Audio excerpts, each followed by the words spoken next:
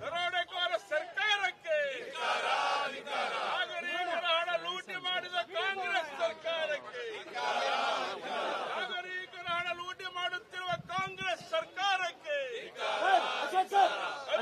ಹಣ ನೀಡದ ಕಾಂಗ್ರೆಸ್ ಸರ್ಕಾರಕ್ಕೆ, ದುರುಪಯೋಗ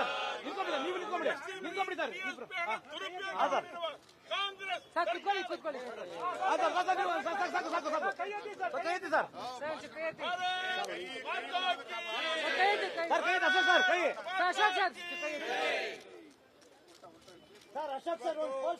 ರಾಜ್ಯದಲ್ಲಿ ಎಲ್ಲರೂ ಕೂಡ ಬಹಳ ಕಾತರದಿಂದ ಈ ಬಜೆಟ್ ಅನ್ನ ನೋಡ್ತಾ ಇದ್ದಾರೆ. ಆದರೆ ಕಳೆದ 2 ಬಜೆಟ್ ಅನ್ನು ಕೂಡ ಕಾಂಗ್ರೆಸ್ ಸಿದ್ದರಾಮಯ್ಯನವರು ಏನು ಬಜೆಟ್ ಅನ್ನ ಮಂಡನೆ ಮಾಡಿದ್ರು, ಯಾವುದರಲ್ಲೂ ಅಭಿವೃದ್ಧಿಗೆ ಹಣವನ್ನ ಬಿಟ್ಟಿಲ್ಲ. ಎಲ್ಲಾ ಇಲಾಖೆಯಲ್ಲೂ ಅಭಿವೃದ್ಧಿಗೆ ಇದ್ದಂತ ಹಣವನ್ನ ಕಟ್ ಮಾಡಾಕಿದ್ದಾರೆ. ಎಲ್ಲಾ ನಿಗಮಗಳಲ್ಲಿ ಸಾಲ ಏನ್ ಕೊಡಬೇಕಾಗಿತ್ತು ಆ ಸಾಲದ ಹಣವನ್ನ ಕಟ್ ಮಾಡಿದ್ದಾರೆ. ಒಂದು ವಾಲ್ಮೀಕಿ ನಿಗಮದಲ್ಲಂತೂ 187 ಕೋಟಿನೂ ಲೂಟಿ ಹೊಡೆದು ಕಾಂಗ್ರೆಸ್ಸಿನ ಎಲೆಕ್ಷನ್ಗೆ ನುಂಗಿ ನೀರು ಕುಡಿದ್ಬಿಟ್ಟಿದ್ದಾರೆ. ಈಗ ಅವ್ರ ಹತ್ರ ಹಣ ಇಲ್ಲ, ಪಾಪರ ಹೊಟ್ಟಿದ್ದಾರೆ, ಬೀದಿಗೆ ಬಂದಿದ್ದಾರೆ. ವಿಧಾನಸೌಧದ ಮುಂದೆ ತಟ್ಟೆ ಹಿಡ್ಕೊಂಡು ಭಿಕ್ಷೆ ಬೇಡೋ ಸ್ಥಿತಿಗೆ ಬಂದ್ಬಿಟ್ಟಿದ್ದಾರೆ. ಆ ತಟ್ಟೆ ಹಿಡ್ಕೊಂಡು ಭಿಕ್ಷೆ ಬೇಡೋ ಅಂತ ಸ್ಥಿತಿಯಲ್ಲಿರ್ತಕ್ಕಂಥ ಈ ಕಾಂಗ್ರೆಸ್ ಅವರು ಇವತ್ತು 1 ಲಕ್ಷ ಕೋಟಿಗೂ ಹೆಚ್ಚು ಹಣವನ್ನ ಸಾಲ ಮಾಡ್ತಾ ಇದ್ದಾರೆ. ಕರ್ನಾಟಕದ ಕೆಂಗಲ್ ಹನುಮಂತಯ್ಯನಿಂದ ಹಿಡಿದು ಇಲ್ಲಿವರೆಗೂ ಯಡಿಯೂರಪ್ಪನವರು, ಬಸವರಾಜ ಬೊಮ್ಮಾಯಿ ಯಾರೂ ಕೂಡ ಸಾಲವನ್ನ 1 ಲಕ್ಷಕ್ಕೆ ಏರಿಸ್ತೋರಿಲ್ಲ. ಈ ಪುಟ್ಟಾತ್ಮ ಒಂದೇ ವರ್ಷದಲ್ಲಿ 1 ಲಕ್ಷ ಸಾಲ, 1,05,000 ಅಂದ್ರೆ ಮನೆ ಆಳ ಸಿದ್ದರಾಮಯ್ಯ 1,05,000 ಕೋಟಿ. ಓಕೆನಾ? ಇನ್ನೇ ಮುಂದಿನ ವರ್ಷ ಮಾಡ್ಬೇಕು, ಇರಲ್ಲ ಸಿದ್ದರಾಮಯ್ಯ, ಮುಂದಿನ ವರ್ಷ ಇರಲ್ಲ.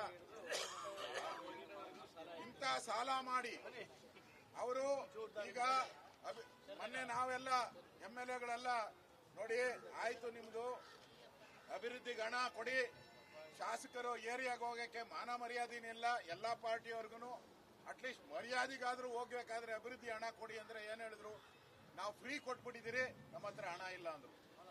ಈಗೇನ್ ಮಾಡ್ತಾ ಇದಾರೆ, 1,05,000 ಕೋಟಿ ತಗೊಂತಾ ಇದಾರೆ. ಈಗ ಲೋನ್ ತಗೊಂಡಿದ್ದಾರೆ.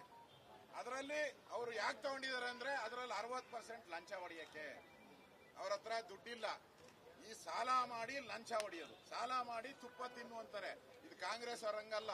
ಸಾಲ ಮಾಡಿ ಲಂಚ ಹೊಡಿ, ಸಾಲ ಮಾಡಿ ಲಂಚ ಹೊಡಿ. ಹಿಂದೆ ಸಾಲ ಮಾಡಿ ತುಪ್ಪ ತಿನ್ನಿ ಅಂದ್ರು, ಈಗ ಸಾಲ ಮಾಡಿ ಲಂಚ ಹೊಡೀರಿ ಅಂತ ಮಾಡಿ ಈಗ ಲಂಚ ಹೊಡೆಯಕ್ಕೆ ಸಾಲ ಮಾಡ್ತಾ ಇದ್ದಾರೆ. ಈ ರಾಜ್ಯದ ಆರ್ಥಿಕ ಪರಿಸ್ಥಿತಿಯನ್ನ ಅಧೋಗತಿಗೆ ಇಳಿಸ್ತಂತ ಮುಖ್ಯಮಂತ್ರಿ ಸಿದ್ದರಾಮಯ್ಯನವರು ಉಡಾಫೆ ಮಾಡಿ ಸುಳ್ಳುಗಳನ್ನ ಹೇಳಿ ಇವತ್ತು ಒಂದು ಶಾಲೆ ಸೋರ್ತಾ ಇರೋ, ಹೆಂಚುಗಳೆಲ್ಲ ಬಿದ್ದೋಗಿ ಸೋರ್ತಾ ಇರೋ ಶಾಲೆನ ರಿಪೇರಿ ಮಾಡಕ್ಕೆ ಹೋಗ್ತಾ ಇಲ್ಲ. ಇವತ್ತ ರಸ್ತೆಗಳೆಲ್ಲ ಹಳ್ಳ ಬಿದ್ದಿದೆ, ರಿಪೇರಿ ಇಲ್ಲ. ಆಸ್ಪತ್ರೆಗಳಿಗೆ ಔಷಧಿ ಇಲ್ಲ. ಅಂಗನವಾಡಿಗಳೆಲ್ಲ ಮುಚ್ಚೋಗ್ತಾ ಇದೆ. ಅಂಗನವಾಡಿ ಸ್ಟ್ರೈಕ್ಗಳು ಮಾಡ್ತಾ ಇದ್ದಾರೆ. ಎಲ್ಲಾ ಬಸ್ಗಳಲ್ಲಿ ಬ್ಯಾಟ್ರಿನೇ ಇಲ್ಲ, ಡೀಸೆಲ್ ಇಲ್ಲ.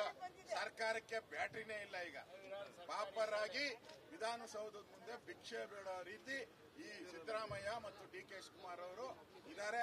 ನಮ್ಮ ರಾಜ್ಯವನ್ನು ಹಾಳು ಮಾಡಿದ್ದಾರೆ. ಅಟ್ಲೀಸ್ಟ್ ನಾವು ಇವತ್ತು ಯಾಕೆ ಪ್ರತಿಭಟನೆ ಮಾಡ್ತಾ ಇದ್ರಿ ಅಂದ್ರೆ, 2 ವರ್ಷ ಹಾಳು ಮಾಡಿದ್ರಿ, ಈ ವರ್ಷ ಆದ್ರೂ ಅಭಿವೃದ್ಧಿಗೆ ಹಣ ಕೊಡಿ. ಶಾಸಕರು ಗೌರವದಿಂದ ಕ್ಷೇತ್ರದಲ್ಲಿ ಹೋಗಿ ತಲೆ ಎತ್ತಿ ಕೆಲಸ ಮಾಡಕ್ಕೆ ಅವಕಾಶ ಮಾಡಿ. ಮನೆ ಆಳ ಕಾಂಗ್ರೆಸ್ ಅವರೇ ಇನ್ನಾದ್ರೂ ಬುದ್ಧಿ ಕಲೀರಿ ಅಂತೇಳಿ ನಾವು ಈ ಹೋರಾಟವನ್ನ ಮಾಡ್ತಾ ಇದ್ದೀವಿ.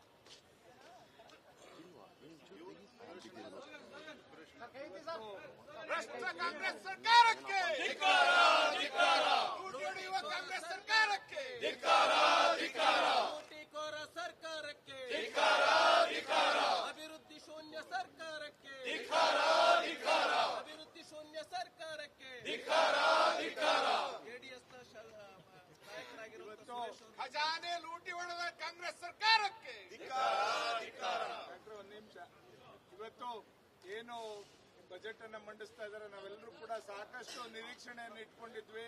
ಕಳೆದ 2 ವರ್ಷಗಳಿಂದ ನಮಗೆ ಶೂನ್ಯ ಬಜೆಟ್ ಅನ್ನ ನೀಡಿರ್ತಕ್ಕಂಥ ಈ ಸರ್ಕಾರ ಎಲ್ಲಾ ಇಲಾಖೆಗೂ ಕೂಡ ಸಮರ್ಪಕವಾಗಿ ಅಭಿವೃದ್ಧಿಗೆ ಹಣವನ್ನು ನೀಡಿದಂತ ಸರ್ಕಾರ ಈ ವರ್ಷ ಏನು 4 ಲಕ್ಷಕ್ಕಿಂತ ಹೆಚ್ಚು ಕೋಟಿಗಳ ಬಜೆಟ್ ಅನ್ನ ಮಂಡಿಸ್ತಾ ಇದೆ.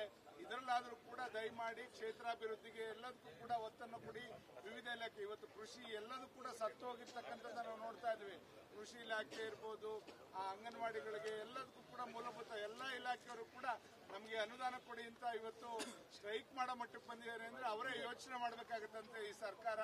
ಆದ್ರಿಂದ ಇದೆಲ್ಲದನ್ನು ಒತ್ತಾಯ ಮಾಡಿ ನಾವು ಈ ಬಜೆಟ್ ಏನ್ ಮಂಡಿಸ್ತಾ ಇದ್ರ ಇದು ಅಭಿವೃದ್ಧಿ ಪರವಾಗಿರೋಂತ ಬಜೆಟ್ ಆದ್ರೆ ನಾವೆಲ್ಲರೂ ಕೂಡ ಒಪ್ಕೋತೇವೆ. ಇಲ್ಲ ಅಂದ್ರೆ ಖಂಡಿತ ಇದನ್ನ ಬೀದಿಗಿಳಿದು ಪ್ರತಿ ಹಳ್ಳಿಯಲ್ಲೂ ಕೂಡ ನಿಮ್ಮ ಹರಾಜು ಹಾಕುವಂತ ಕೆಲಸ ಖಂಡಿತ ಮಾಡ್ತೇವೆ ಅಂತ ಹೇಳಲಿಕ್ಕೆ ಬಯಸ್ತೇನೆ.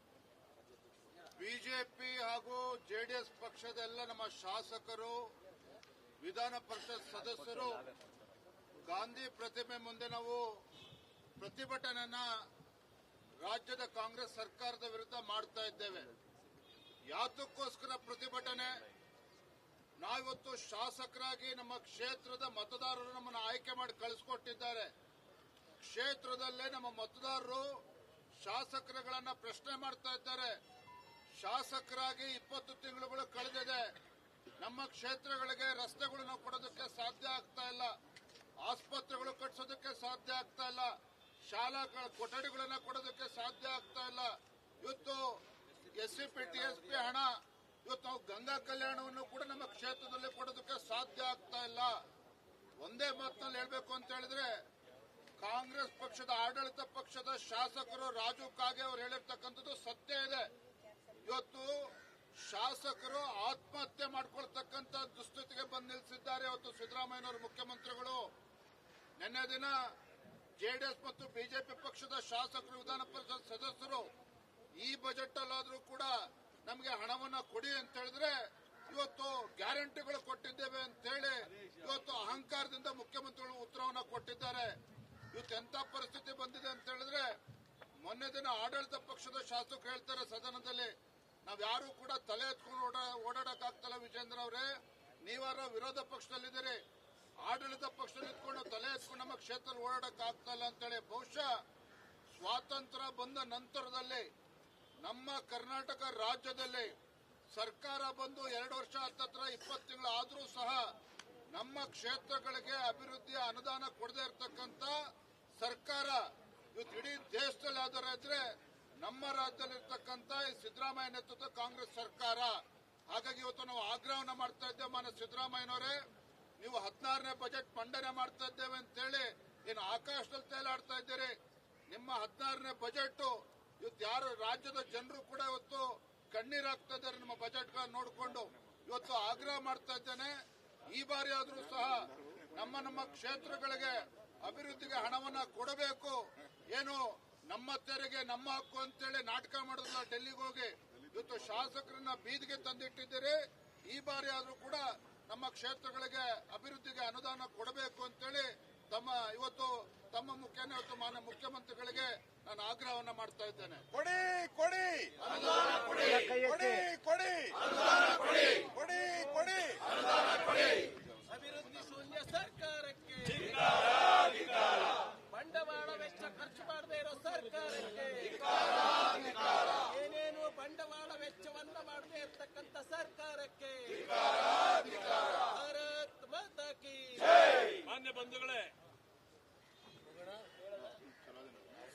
ಮಾನ್ಯ ಮುಖ್ಯಮಂತ್ರಿಗಳಾಗಿರ್ತಕ್ಕಂಥ ಸಿದ್ದರಾಮಯ್ಯನವರು 18 ಬಜೆಟ್ ಮಂಡನೆ ಮಾಡಿ 16 ಬಜೆಟ್ ಮಾಡಿ ಬಹಳ ಹೆಗ್ಗಳಿಕೆಯಲ್ಲಿದ್ದಾರೆ. ಈಗ ಇವತ್ತು 17ನೇದು ಮಾಡ್ತಾರೆ.